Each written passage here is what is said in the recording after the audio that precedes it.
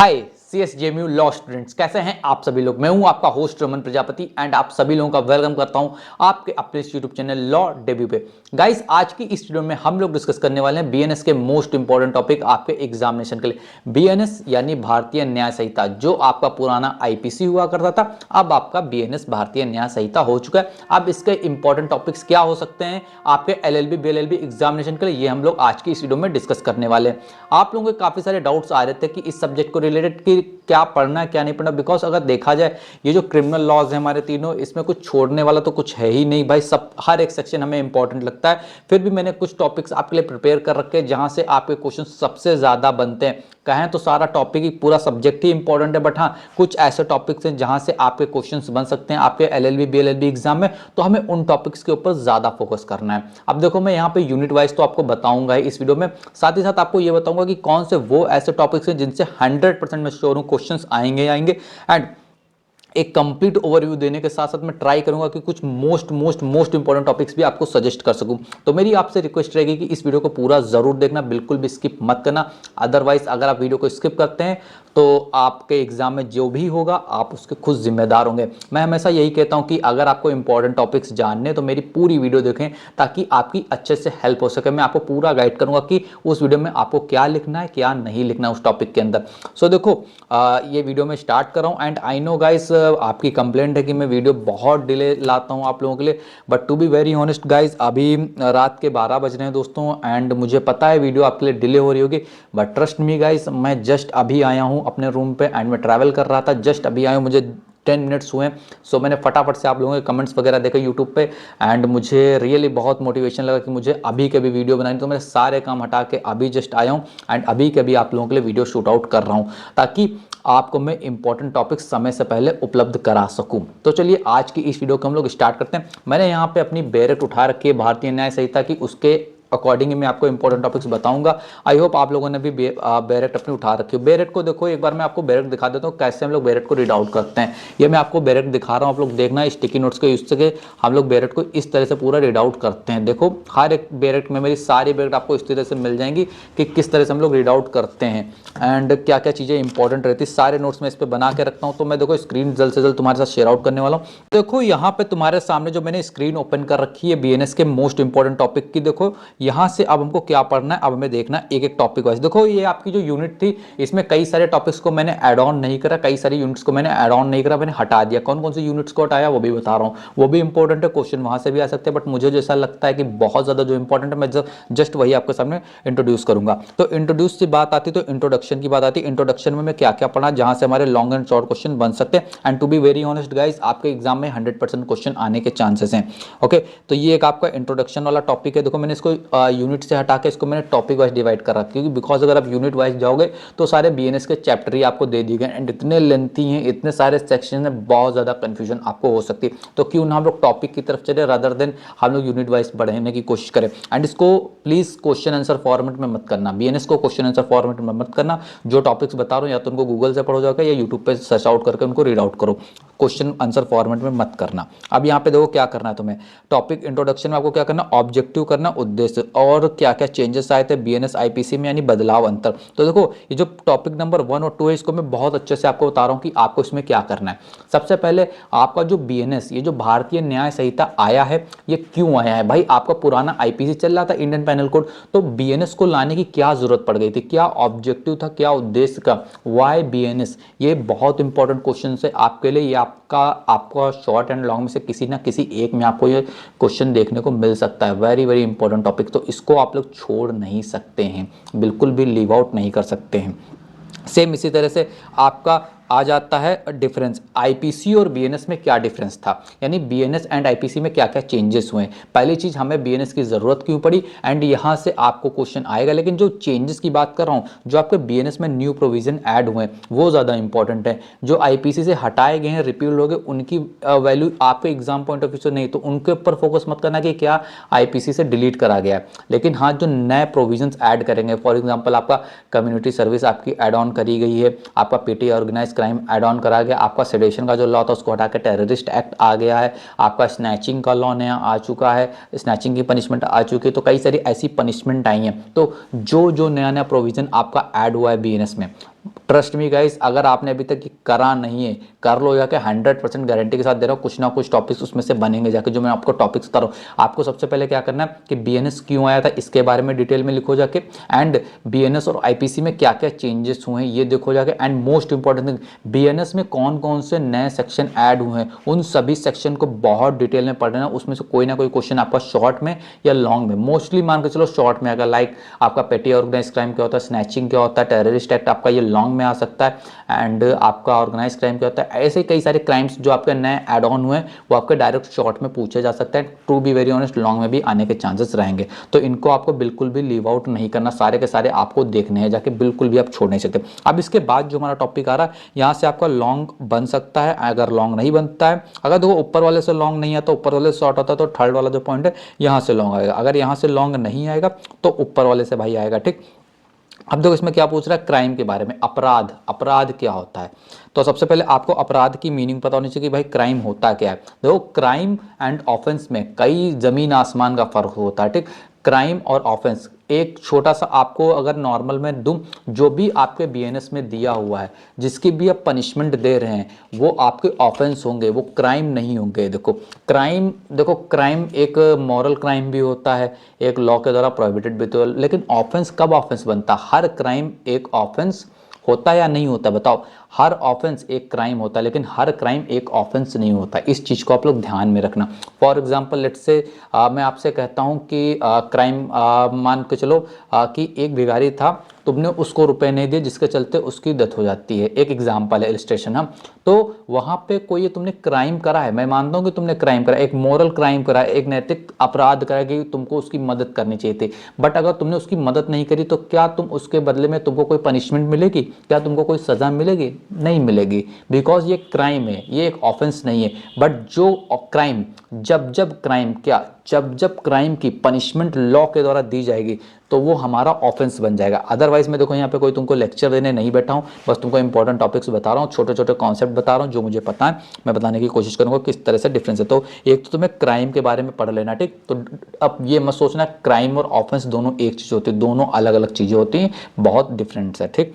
Crime, crime के meaning पढ़ लेना, क्राइम की डिफिनेशन आपको पढ़ लेनी, एंड क्राइम के जो मोस्ट इंपॉर्टेंट दो टॉपिक्स हैं जहां से क्वेश्चन आपके एग्जाम में आएंगे, इस चीज को आप लोग समझ लो। एक आपका एलिमेंट जो आपके तत्व होते हैं, एंड स्टेजेस ऑफ क्राइम, अपराध के चरण। अब यहां से देखो क्वेश्चन कैसे बनते हैं, इसके अंडर में तुम्हें क्या क्या पढ़ना है, 4 चीजें बताऊंगा, एंड उसमें से भी मोस्ट इंपॉर्टेंट चीज आपके लिए फाइंड आउट करके बता रहा हूँ। देखो स्टेजेस ऑफ क्राइम, सबसे पहले जो मैंने आपको बताया था स्टेजेस ऑफ क्राइम, बहुत इंपॉर्टेंट चीज़ है स्टेजेस ऑफ क्राइम। अब इस क्राइम की क्या क्या स्टेजेस होती है, देखो क्राइम जब भी होता है तो सबसे पहले एक इंटेंशन आती है जिसको हम लोग मेंस रिया कहते हैं, फिर प्रिपरेशन होती है, प्रिपरेशन के बाद क्या आता है हमारा, बताइए प्रिपरेशन के बाद क्या आता है हमारा, अटेम्प्ट। आपने आपने सबसे पहले क्राइम करने के बारे में अपने माइंड में सोचा, विच मीन्स आपकी इंटेंशन क्रिएट हुई। अब उस क्राइम को करने के लिए मान लीजिए आपने कोई प्रिपरेशन करी, मान लीजिए आपने नाइफ ली या गन ली या पॉइजन वगैरह कुछ ले, तो ये आपकी प्रिपरेशन है, कहाँ से आप ले रहे हैं। एंड उसके बाद आपने वो क्या करा, उस क्राइम को करने के लिए अब आपने एक्शन लिया, अटेम्प्ट करा है। अब अटेम्प्ट करा है, अटेम्प्ट एंड जो कमेंसमेंट हो जाता है उसमें फ़र्क होता है। मान लीजिए अगर आपने उसको एकम्पॉलिश कर लिया या कम्युनिकेशन कर लिया है, जैसे ही आपने उस अटेम्प्ट को पूरा कर लिया है, वो आपका क्या बन जाएगा, एक क्राइम बन जाएगा। तो स्टेजेस होती हैं क्राइम की, तो इसके बारे में आपको इंटेंशन, प्रिपरेशन, अटेम्प्ट, कम्युनिकेशन, ये आपको पता होनी चाहिए, इंपॉर्टेंट है, आपको चारों के चार पता होना चाहिए। अब यहाँ से जो आपका एलिमेंट्स आ रहा है which is very very important, यहाँ से तो मैं 100% श्योर हूँ कुछ ना कुछ क्वेश्चन आपका। अब एलिमेंट्स ऑफ क्राइम आपसे कहेगा, देखो आपसे लॉ में क्वेश्चन जो आपका एग्जाम में आएगा, कहेगा क्राइम को डिफाइन करो, उसके एलिमेंट्स डिफाइन करो, स्टेजेस ऑफ क्राइम बताओ, इस तरह से क्वेश्चन आपका लॉन्ग में आएगा। अगर लॉन्ग में नहीं आएगा तो शॉर्ट में इस तरह से आ सकता है। तो देखो एलिमेंट्स आपके लिए देखो चारों जरूरी हैं, ह्यूमन बीइंग हो, मेंस रिया हो, एक्टस रेस हो, इंजरी हो।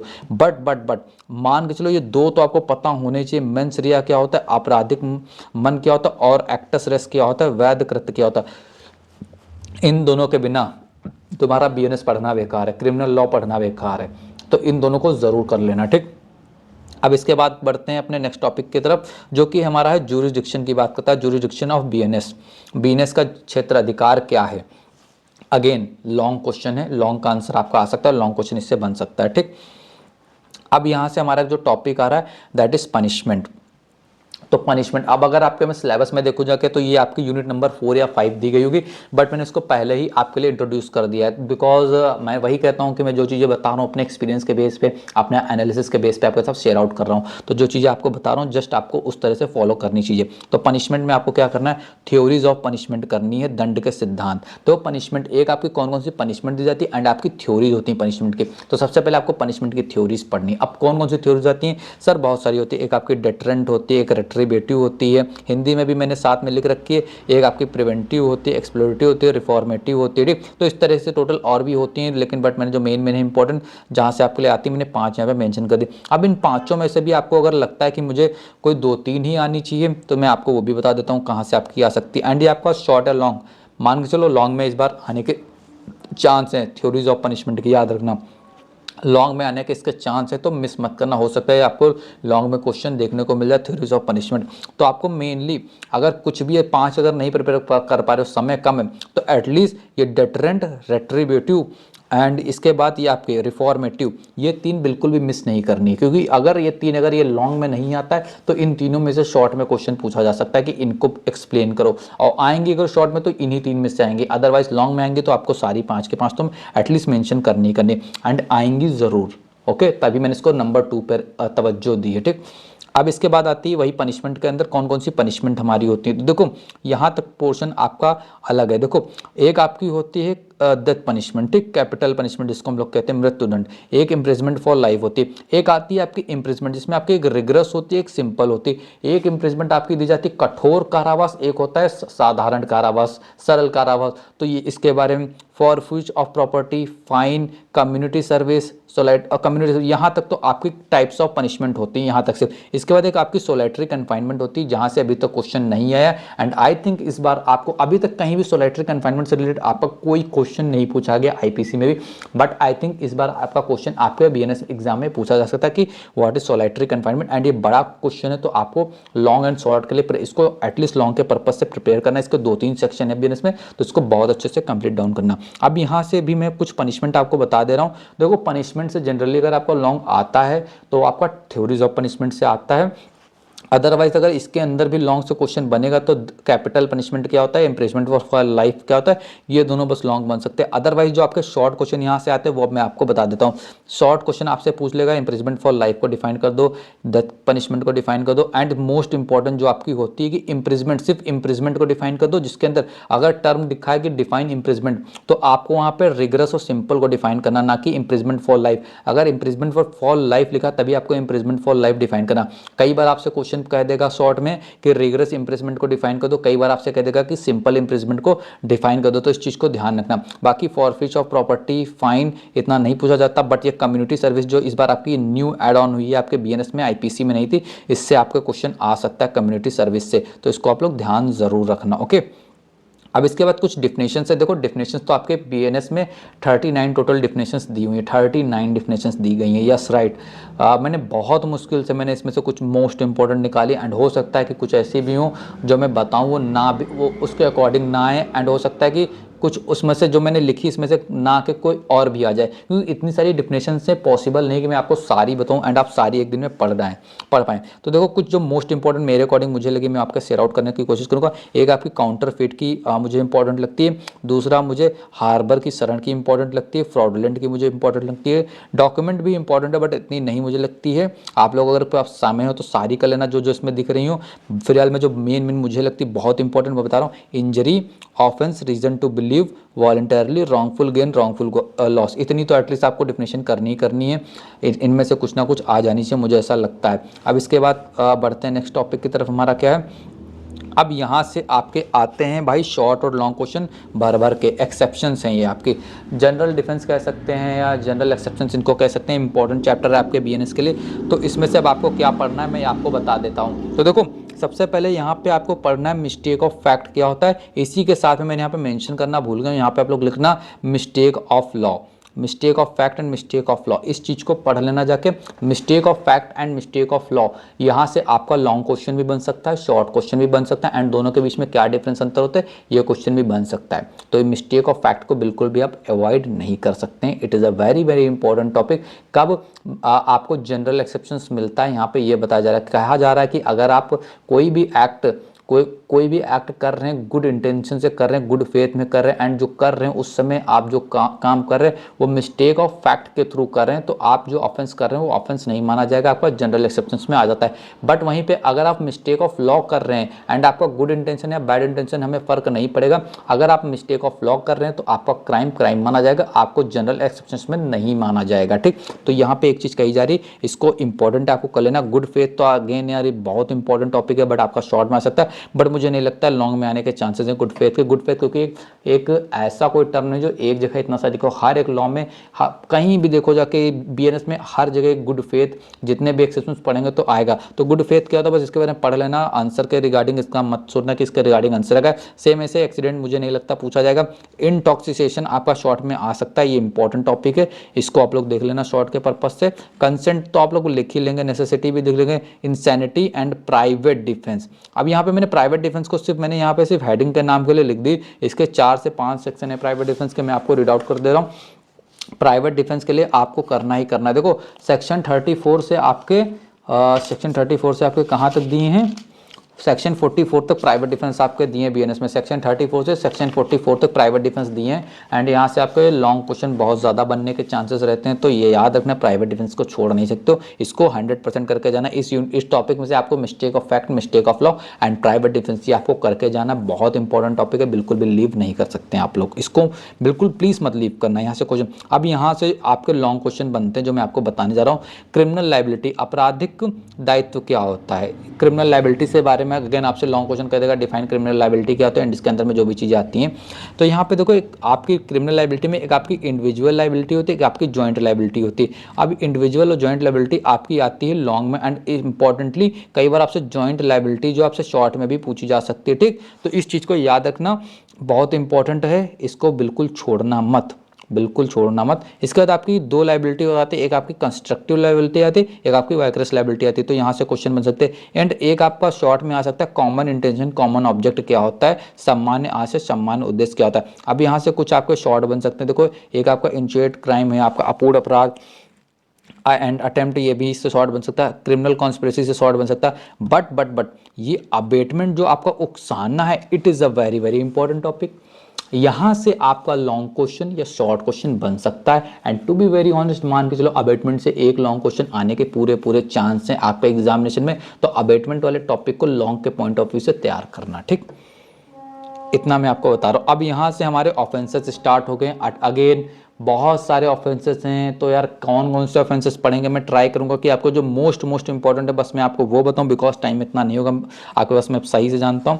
तो देखो सबसे पहले जो हम ऑफेंस पढ़ेंगे वो आप पढ़ेंगे प्रॉपर्टी एंड रेपुटेशन के खिलाफ जो आपके ऑफेंस होते हैं उसमें कौन कौन सी पनिशमेंट दी जाती है। देखो ऑफेंस में कुछ नहीं होता है, ऑफेंस क्या होता है थोड़ा सा बेसिक सेंस लगाओ जाके, उसके बारे में थोड़ा रीड आउट करो जाके, एंड सभी की पनिशमेंट की एक टेबल बना लो, पनिशमेंट याद कर लो जाके, एंड उससे रिलेटेड जो सेक्शन से पढ़ लो जाके, ईजिली हो जाएगा, बहुत अच्छे से ऑफेंसेस हो जाएंगे, टेंशन मत लो, आराम से हो जाएंगे। मैं जानता हूँ तुम कर लोगे, बस फालतू में तुम लोग स्ट्रेस ले रहे हो, तुम लोग कर लोगे, मुझे पूरा यकीन है तुम लोगों पर, तुम लोग बहुत इंटेलिजेंट हो यार।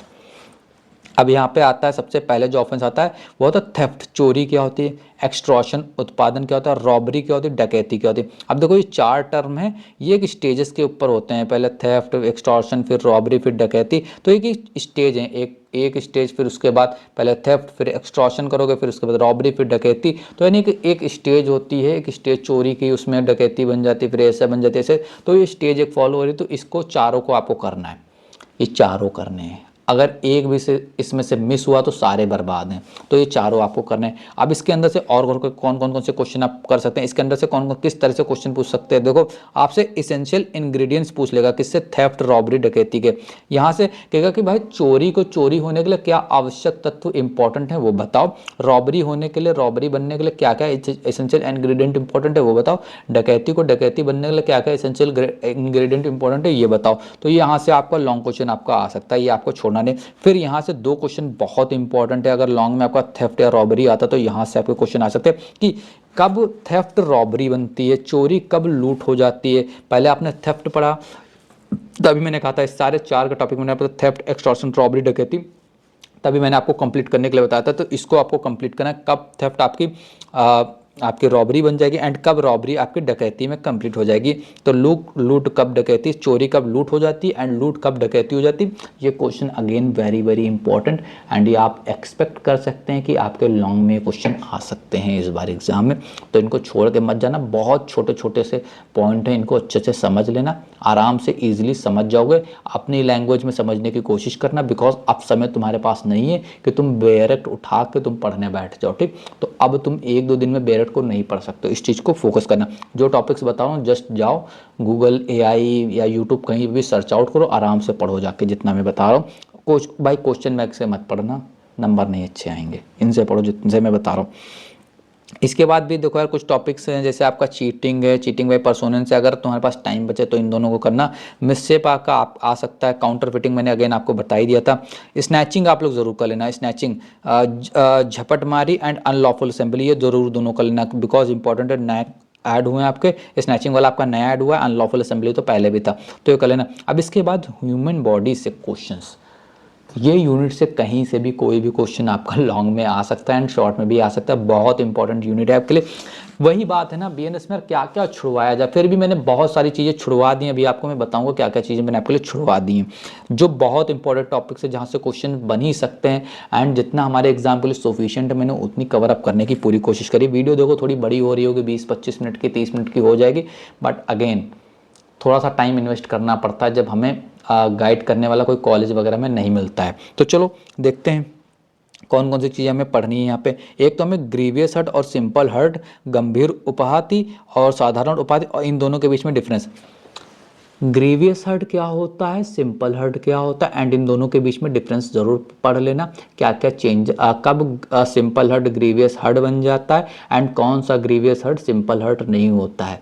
ये मैं इसलिए बता रहा हूँ क्योंकि यहाँ से ही पूरा पूरा डिपेंड करता है, तुम्हारा मर्डर होगा या कल्पेबल हो। तो कई सारे ऑप्शंस यही डिफाइन करते हैं, पनिशमेंट चेंज हो जाती है। इनफैक्ट कई सारे केसेस में अगर आप सिंपल हर्ट कर रहे हैं तो बहुत कम सज़ा होती, कई केसेस में अगर आप ग्रीवियस हर्ट कर रहे हैं तो वहाँ पे आपको डेथ सेंटेंस तक पनिशमेंट मिल सकती है। तो दोनों के बीच में डिफरेंस क्या होता है ये आपको पता होना बहुत बहुत मैंडेटरी है। तो इन दोनों के बारे में अच्छे से पढ़ लेना, कहीं क्वेश्चंस कहीं नहीं जाने वाले हैं, क्वेश्चन ज़रूर आएंगे यहाँ से।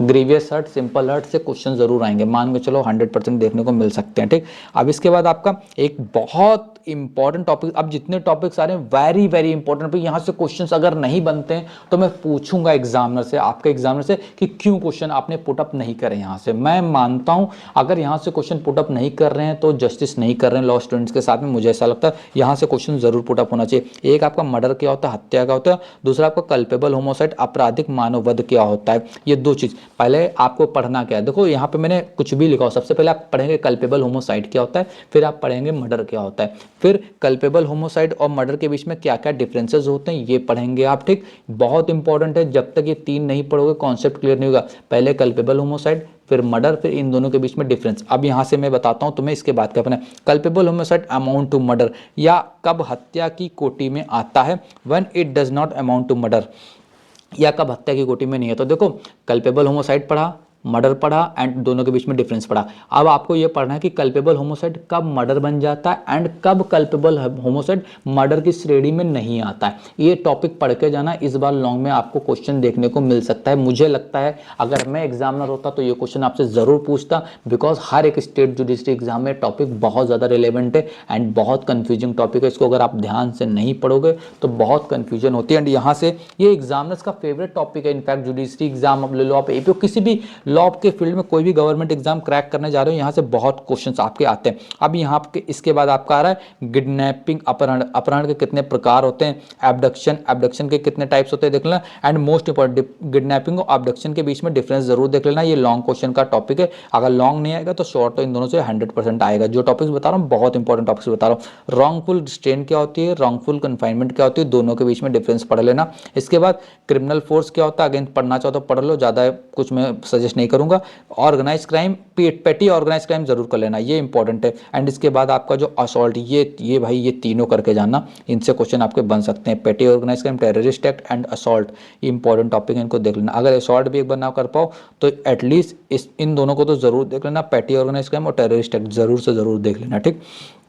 इसके बाद अब आपके ऑफेंस अगेंस्ट वुमेन स्टार्ट होते हैं, जो आप वुमेन्स के अगेंस्ट में ऑफेंस होते हैं उसमें आपको क्या क्या पढ़ लेना है। तो देखो, एक आपका रेप के बारे में आपको पढ़ लेना एंड इसकी क्या पनिशमेंट मिलती है एंड सर्टन केसेस में कौन कौन सी पनिशमेंट मिल सकती है, इसके बारे में बिल्कुल डिटेल में पढ़ लेना। लॉन्ग क्वेश्चन आपका आने के चांसेस रहते हैं इससे हमेशा, तो ये आपको पढ़ लेना है। असॉल्ट और use of criminal force to women with intent to outrage her modesty, तो आउटरेज हर मोडेस्टी से अगर कुछ नहीं होगा तो शॉर्ट क्वेश्चन तो आपका आ ही जाता है। फिर इसके बाद आपका sexual harassment, cruelty defined, dowry death क्या होती है, वॉयरिज्म एंड स्टॉकिंग, ये सारे कुछ टॉपिक्स हैं, ये आप पढ़ लेना। नहीं लॉन्ग तो शॉर्ट में तो आपके क्वेश्चंस यहाँ से आ ही जाएंगे। तो देखो, मैंने आपको कई सारे ऑफेंस तो बता ही दिया, अब मैंने क्या क्या इसको लीव आउट करा मैं आपको बता रहा हूँ, जस्ट मुझे 1 मिनट का टाइम दे। तो देखो, यहाँ से मैंने आपको कई सारे ऑफेंस छुड़वा दिए हैं, कई सारे मैंने बताए भी हैं।